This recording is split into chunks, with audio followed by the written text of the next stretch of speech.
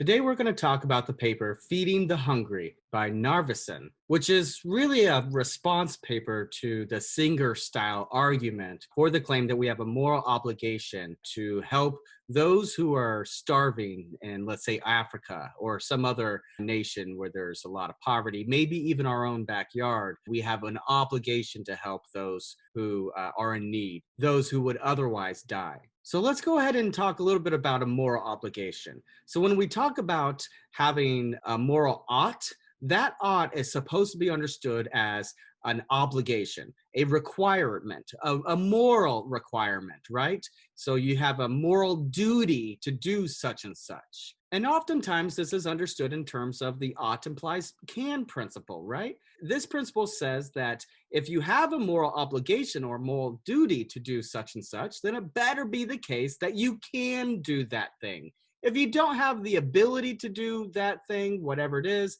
maybe it's saving a child who's drowning. If that's not within your power, your ability, then you simply don't have an obligation in that situation, right? You don't have a moral duty requirement to save the child. The converse principle isn't as clear. It's not as obvious as this one, right? So a lot of philosophers think that it's a very controversial principle, right? The converse says that if you have the ability to save the child, then you have the obligation to save the child. This principle is the can implies ought principle. If you have the ability to do such and such, then you have the obligation, the moral requirement to do that thing. So if you have the ability to spend $5 or $10 by sending it to some organization that will then feed the starving children in Africa, if you have that ability, then you have the moral requirement to do so. You have a moral obligation to do so. And that means that if you spent your money on a coffee, or you went and bought a new outfit, maybe you bought a new tie, well, you could have spent that money in a different way. You could have been feeding the hungry. And since you spent it on coffee or a new tie or going to the movies or something else, then you did something morally wrong, right? You did a moral wrong insofar as you spent that money in a way that you shouldn't have spent it. Instead, you should have spent that money by helping those who are starving, by feeding the hungry. And so that raises the natural question, what moral obligations do we have to those who are starving? What sort of moral obligation do we have to feed those who are in poverty? Now, Narveson introduces an interesting kind of novel approach to this question, this issue. Narveson suggests that we need to think about whether or not there's a guilty party. So why would that matter? Why would it be important to figure out whether or not there's a guilty party involved?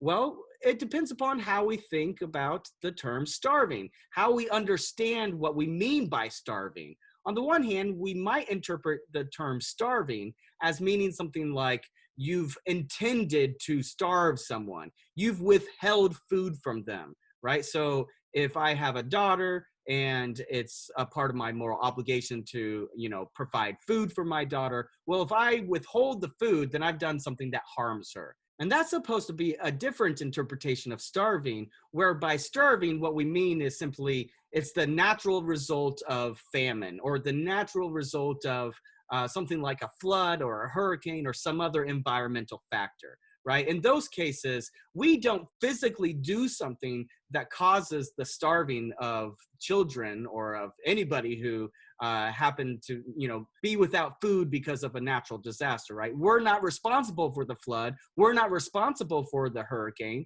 And so we're not responsible for the people who starve in those situations. So given that that's a natural sort of distinction to make between different ways we might understand the term starving, then according to Narveson, it's clear that we have a moral obligation not to murder or to harm or to kill somebody by starving them, right? That is just intuitively obvious. We should all be able to accept that. But we do not necessarily have a moral obligation to feed people in cases of crop failure or other cases of famine that might be, let's say, the result of some, maybe it's a result of war, or maybe it's a result of a flood or a hurricane. But in those cases, in those situations, we haven't physically done something to cause the starvation. Rather, it's something that occurred outside of our control. And this is important for Narvison's view because it's related to this other notion of killing and letting die. So some people think that there's a distinction or a difference between killing and letting somebody die, right? So killing somebody in the case of something like active euthanasia would involve administering a lethal dosage such that they die. That's physically doing something such that you're ending someone's life. In the case of passive euthanasia, you're not giving any sort of a lethal dosage. Rather, what you do is you withhold treatment. You step back and you let nature run its course. So in that sense, you let them die. Some people think that there is a difference between killing and letting die, and it's just kind of an obvious intuitive difference, right? Other people, someone like Rachel, they think that there is no difference between killing and letting die. Even though you're not physically doing anything that's going to kill the person in the case of passive euthanasia, you're not a part of the physical chain of killing them. But insofar as you could have done something, then you're still, in some sense, morally responsible. Rachel's, for lots of other reasons also, thinks that there just is no difference between killing and letting die. It results in the same consequences, right? Both of them result in the death of the individual. It's just two different ways of achieving that. Some people think that in cases involving killing versus letting die, what we need to do is think about whether or not we're intentionally killing or intentionally letting die. So you might think that in the case of active euthanasia, you're intentionally killing them, but in the case of passive euthanasia, you're not intentionally killing them, even though you are intentionally letting them die. And that looks like it's going to play a role with how we understand this difference between killing and letting die, because whether or not one desires or intends for some consequence to occur might make a difference. And we might think that this is an important difference to pay attention to, insofar as maybe there's a difference between intentionally killing and letting starve. Or another way of putting that, a difference between starving and letting starve. We'll say a little bit more about that here in a moment.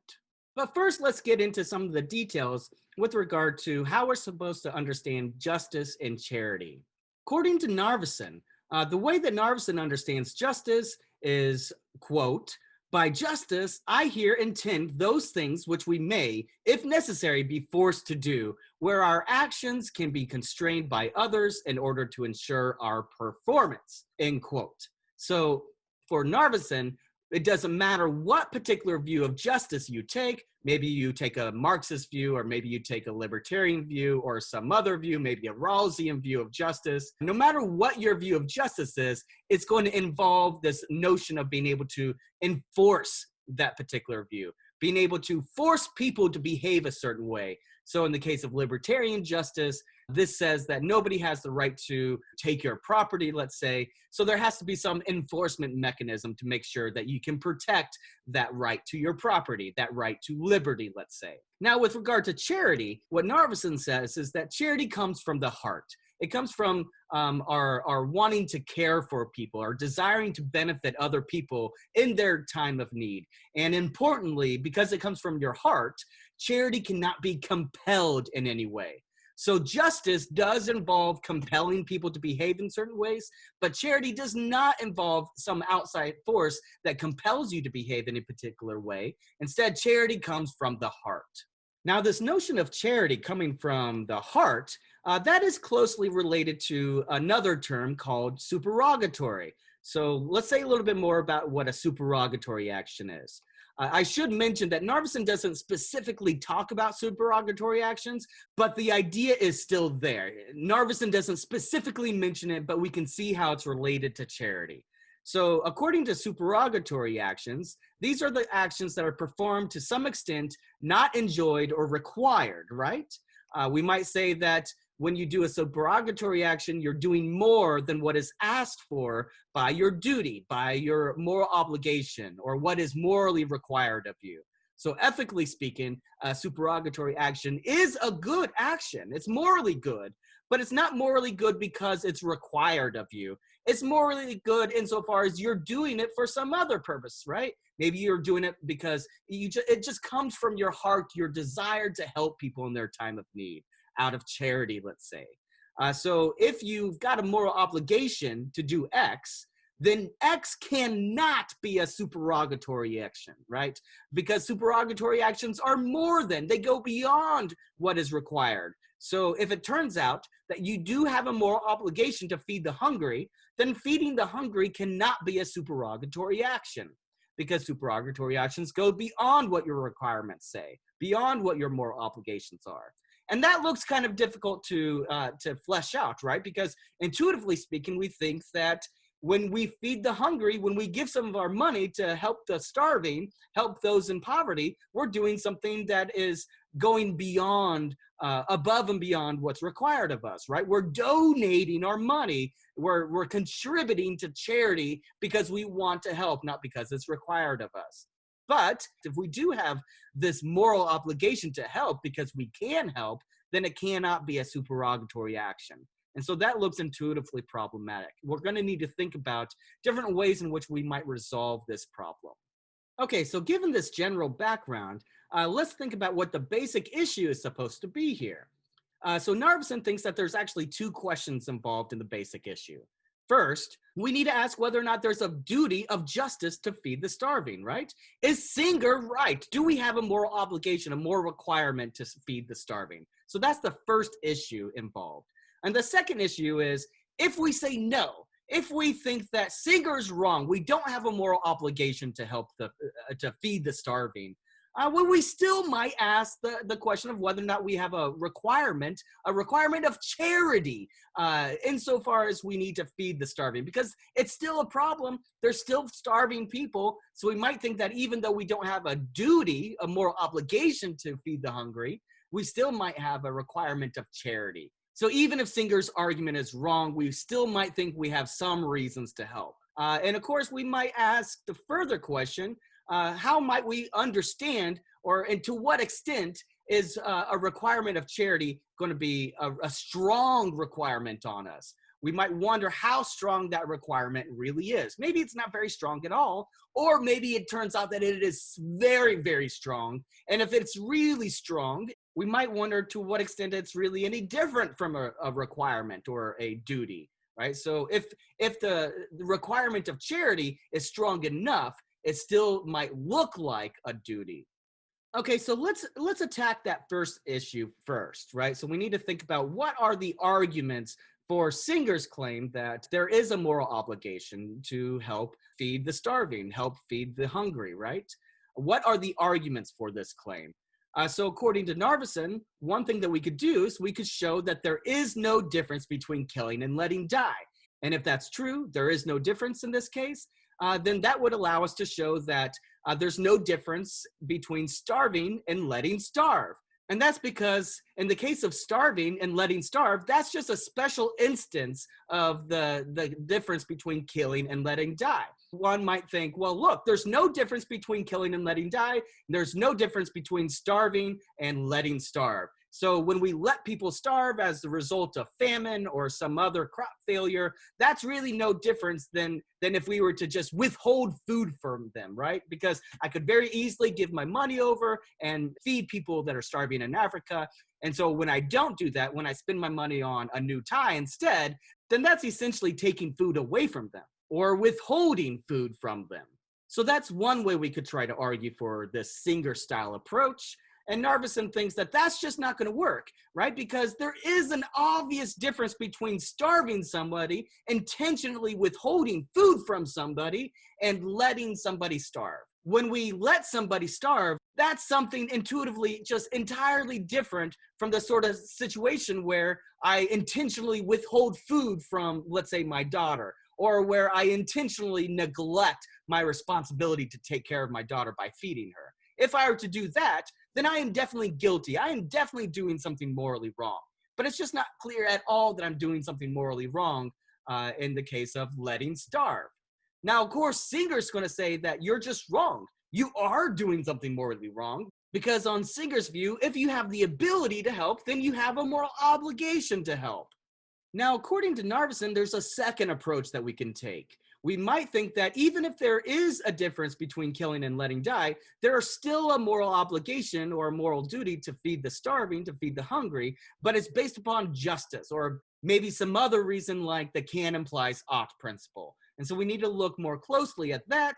And what Narveson does is Narveson objects to this type of view, the type of view that appeals to justice, by appealing to a libertarian view of justice. And on a libertarian view of justice, we have the freedom to do what we want with our own property, right? Nobody can take our property from us, and nobody can force us to do any particular thing with our property, right? Our property is ours, and we can do whatever we want with it. That's one of the fundamental features of a libertarian view of justice.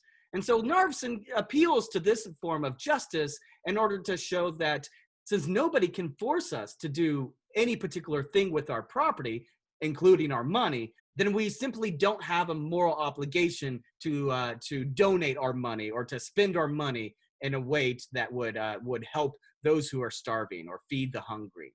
And another way to think about or to interpret some of the things that Narveson says on this point is in terms of what you might call imperfect duties, right? So Narveson thinks that there might be certain goods, certain things that we would do, certain things that would be beneficial or helpful, but it's up to us to choose which of those we want to pursue. Maybe for us, we want to spend our money to help those who are uneducated or to help the illiterate.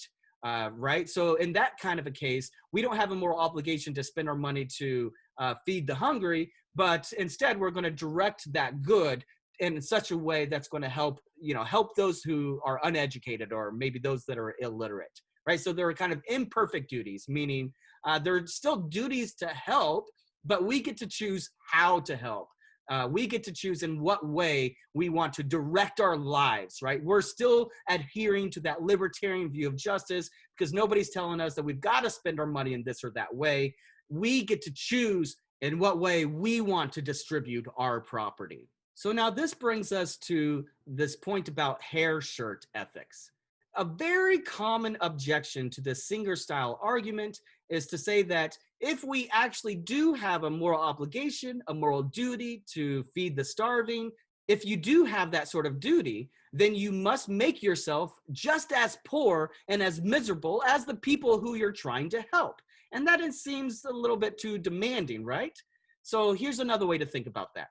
So not only do I have the moral obligation to spend $5 to feed the hungry folk in Africa, right, instead of spending it on coffee or in some other way, not only do I have that moral obligation, but I actually have a moral obligation to spend all of my money, right? So it's not just $5 here and there, but it's to say that if I were to spend any money in any sort of way where I didn't need it, right, where it's not an absolute necessity for me, then I'm doing something wrong, something morally wrong by spending my money in that way. So if I go to the movies, if I buy a coffee, if I buy a new tie, if I, buy a new book, if I spend some money on cable, I spend money in all sorts of different ways. And by doing so, if I have a moral obligation to help the hungry, to feed the hungry, right? Well, then I'm doing something wrong, something morally wrong when I spend my money in that way. So I better only spend my money in such a way that I'm satisfying what's absolutely necessary for me. Anything beyond that would be morally wrong. So this is the notion of hair shirt ethics. And another way to think about this type of objection is, if it's true that we have this sort of a moral obligation, then essentially we would become a slave to the less well off.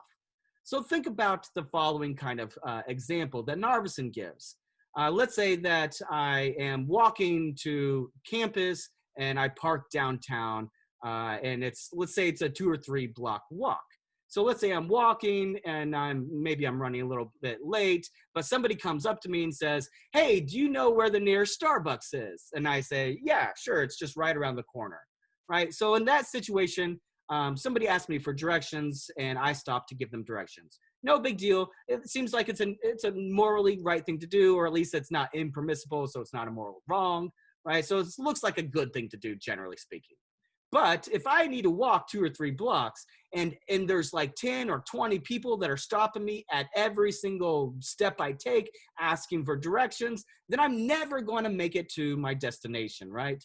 So intuitively, according to Narveson, I have the right to just simply say, "Sorry guys, but I don't have time to stop and give you directions. I have other things I need to do," right? So it looks like in those sort of situations, I'm not morally obligated to give directions to every single person that asks me because I have other things I need to do.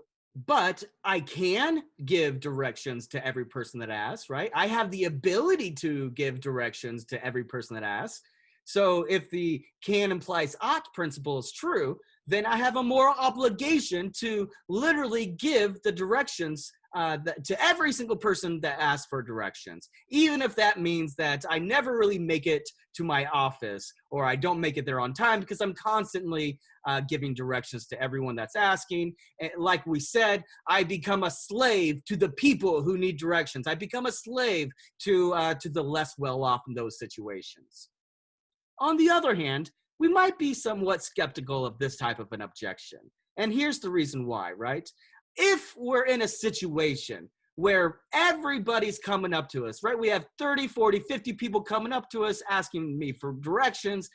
Every single step I take, then I'm never going to be able to make it to my office. Let's say I have a meeting in 10 minutes. Well, it looks like in that situation, by helping every person who asks for directions, I'm actually going to prevent myself from doing what I need to do. I'm preventing myself from doing some other obligation I have by meeting some other obligation I have.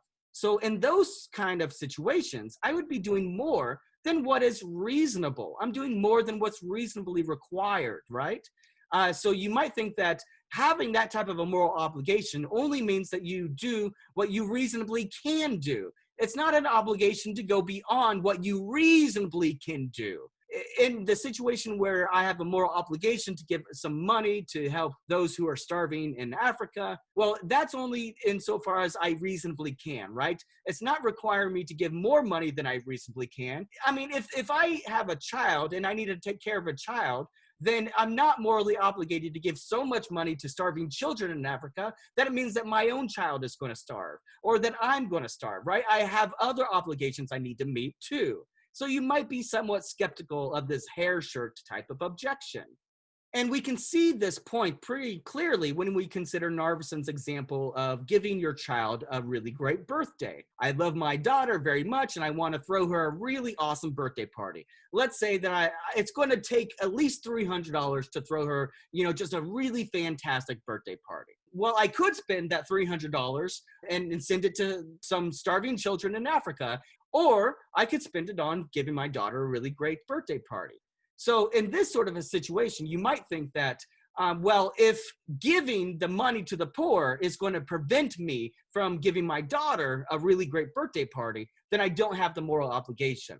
But if I can do both, if I can spend $300 on my daughter's birthday party, she'll have a great birthday, and I can also spend $300 by sending it to starving children in Africa. If I can do both, then I've met both of my obligations. So it's not clear that simply having a moral obligation means that we have to do more than what we reasonably can.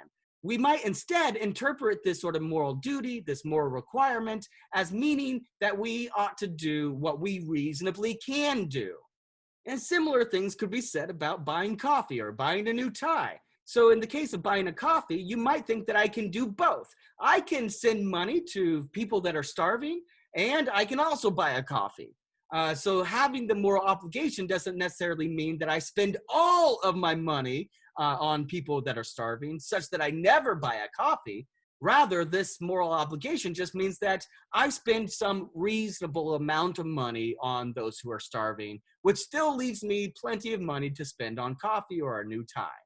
So the general point in response to this hair shirt type of objection to the Singer style argument is just that if you literally cannot help the poor without hurting yourself or those that are in some sense related to you, your responsibilities to your children, let's say, well, if you would end up hurting them in order to help those who are starving, then you do not have a moral obligation to help in those situations because it would require more than what's reasonable of you.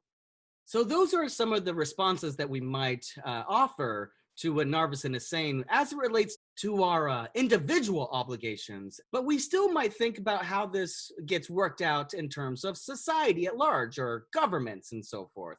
And so we might think about this objection to the Singer style argument in terms of what's sometimes called lifeboat ethics. So what this means is, according to Garrett Hardin, who wrote a paper called Lifeboat Ethics, the case against helping the poor, here we are supposed to think about a thought experiment.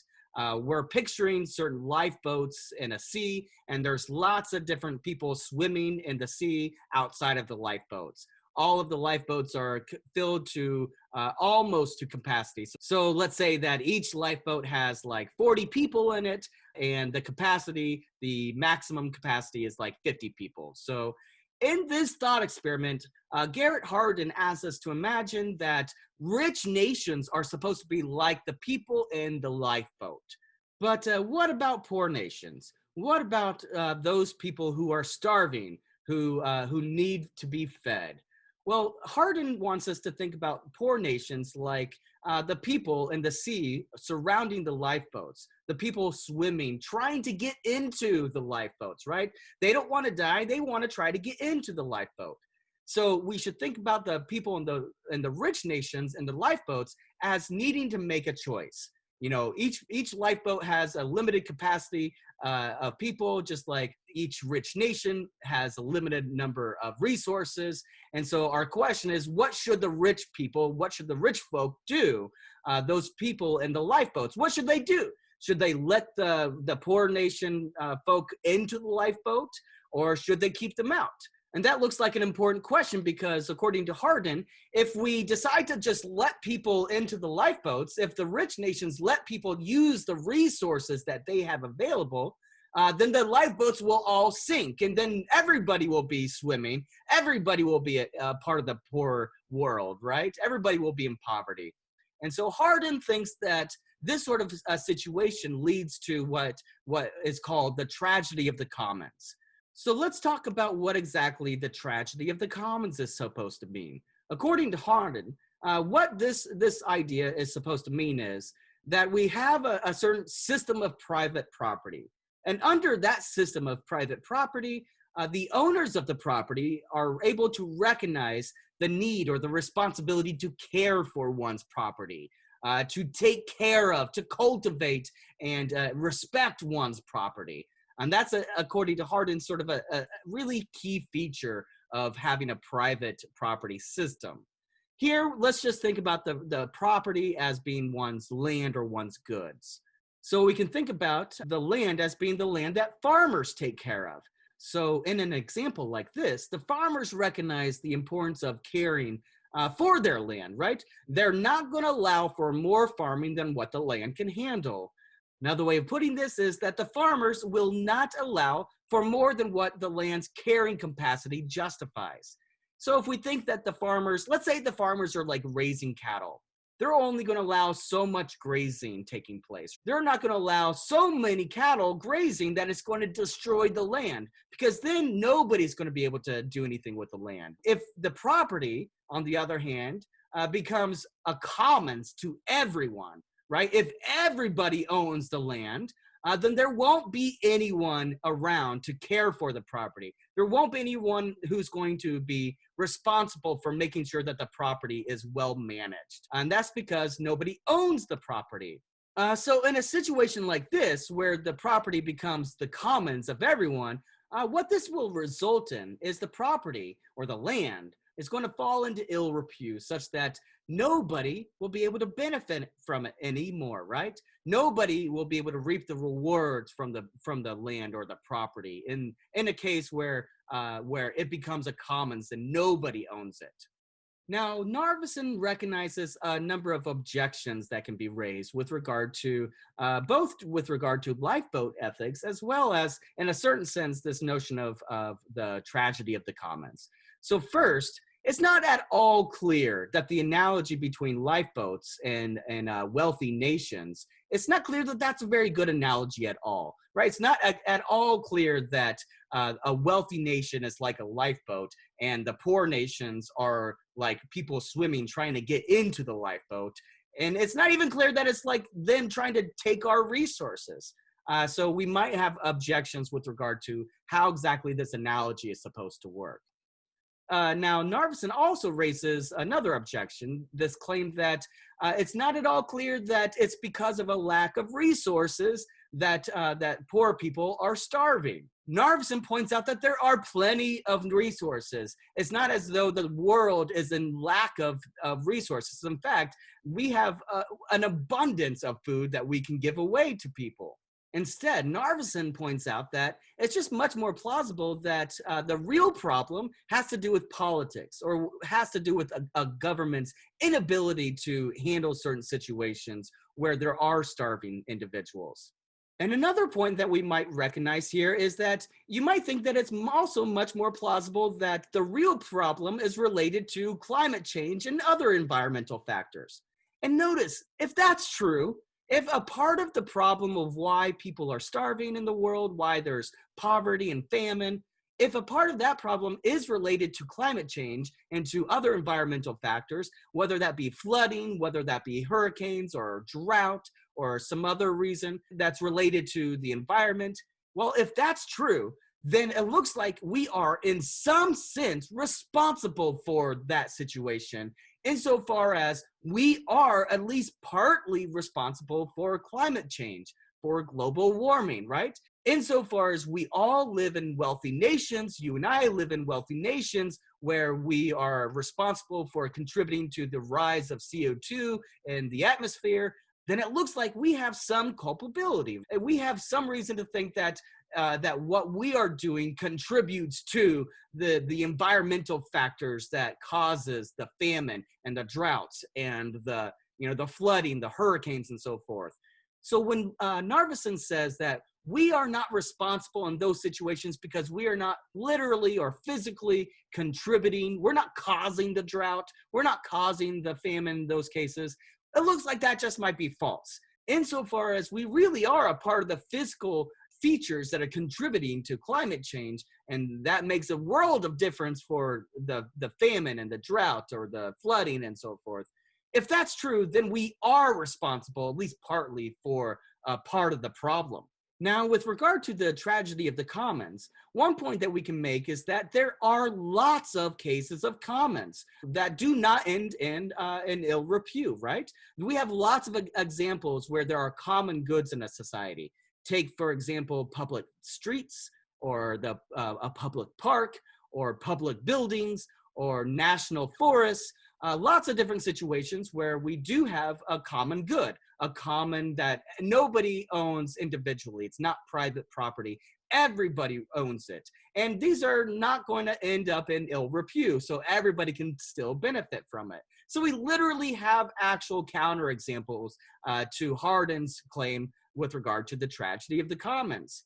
And the reason why we have these situations, the commons that other people, that everybody can enjoy, is because we have regulations in place, right? We have the means to make sure that that these things are well taken care of. We're going to put people in situations where they're responsible to make sure that the goods are well maintained, that not everybody's going to come and destroy the public park or the national forest. And so in the same way that we can make regulations in these cases, it looks like we can also put into place regulations as far as we would be distributing our resources as a wealthy nation to help out those poorer nations. So it looks like we just have a straightforward counterexample to this type of objection.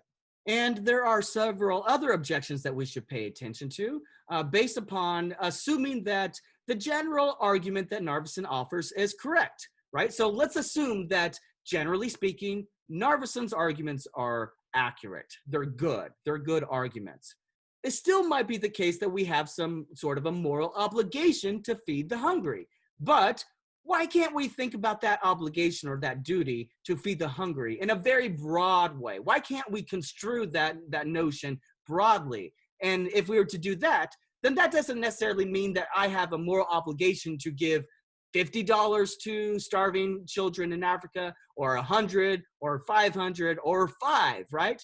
Maybe what this obligation means is that I have some sort of an imperfect duty to help where I can, where I reasonably can, right? But it's ultimately up to me to decide what the best way to help is. Maybe the best way for me to help starving children in Africa is to help bring awareness and help inform people about the problem. So it doesn't necessarily follow from the fact that we have a moral obligation to help feed the hungry that we must give some exact and enforceable dollar amount. There might be other ways that we can construe what this obligation would mean, and it might depend upon your situation. It might depend upon what you reasonably can do in that situation.